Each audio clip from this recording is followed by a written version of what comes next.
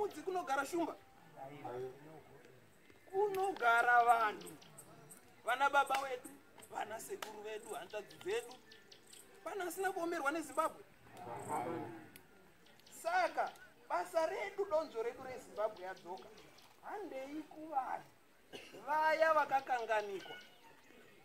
Unoziva kuti dai pakanga pasina vanhu vekumaruwai kana iyo hondo yechimurenga tisina kuihwina. Andizvo unoina kurwiwa mumadhorobha. Kusei muchiti zvese zvinoitwa munyika muno zvinongobva paHarare.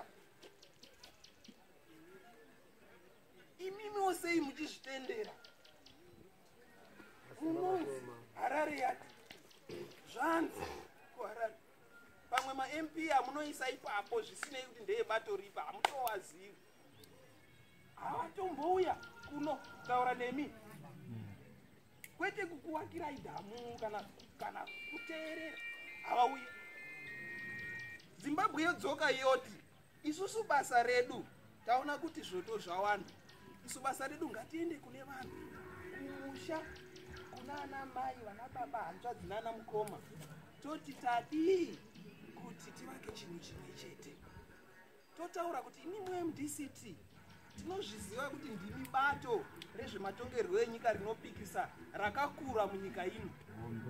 Handizvo? Ichocho ichokwadiwo toda kuti taure nazvo izvozvo, handiti? Asi kana musinawo nube hamuhwine matebhirirendi. Handizvo? Hamuhwine.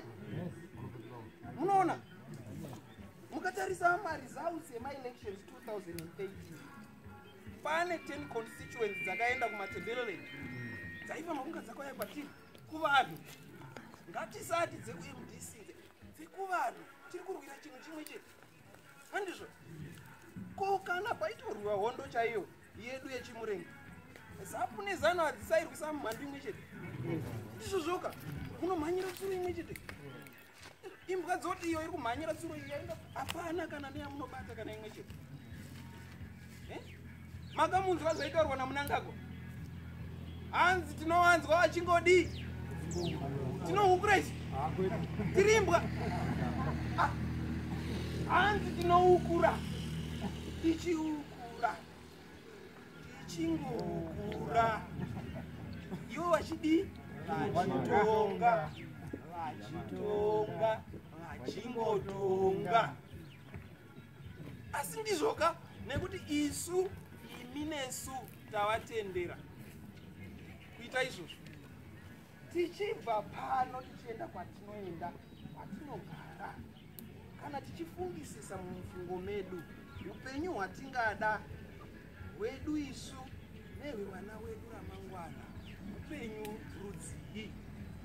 Upenyu ihwohwo hungakundwa zvahwo here nekuti inini zvamunotaura ini ndiri wekwamujuru, inini zvamunotaura ini ndiri wekwatsvangirai, kana ZANU ikatitonga zvayo 100 years inini ndinongomira. Ndo zvatiri kudai? Ndo zvatiri kudai?